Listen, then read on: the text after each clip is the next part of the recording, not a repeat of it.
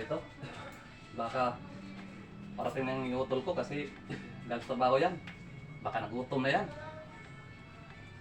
Dito na ako ano muna ako saglit ito. Yung pisahat ko binili ko sa Litix.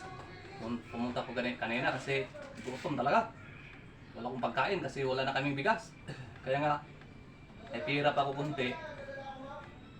100, nagbili na ako ng pisahat. Yung putol ko, tirahan ko kasi kawawa naman yan. Galis trabaho pa yan.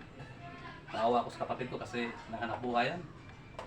Kawawa naman kasi sa mundong ito, kami lang natira dito. Kailangan tayo talaga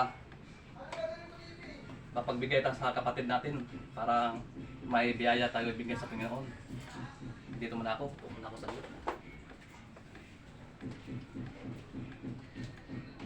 Uy! Ay tol, nandito ka na tol.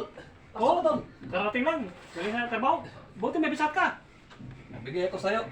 Ayos Bili yan. ako kasi alam ko na nagutom ka talaga. Ay, siyempre, gutom. At saka, pagod pa sa trabaho.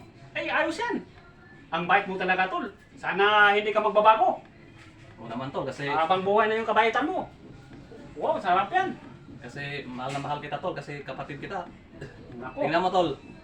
Mainit pa tol. Tingnan mo. Wow! Ayos. Da, tikman natin. Tingnan mo tol. Ang ano mo talaga. Pisat, mga pasong idol, no? Binili na ako ni Utol. May kasiman, himala, no? Mabait talaga. Oh, pisat. Yan ang Utol ko talagang mabait. Siyempre naman tol. Eh, maraming salamat sa kabaitan mo, Tol. Oo naman tol. Tikman ko yung biyaya mo. Hindi naman ako madamo tol pag may binigay sa Panginoon. Wow! Sana hindi ka magbabago. Walang kupas ang kabaitan mo.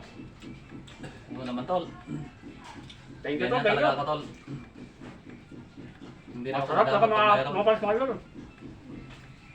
Dami. Sarap. Thank you, Tol. Alright tol. Di, busog. Mga palas mga idol. Sa biyaya. Pagbigyan ko sa Kuya Mario kasi ang bait talaga ni Kuya Mario.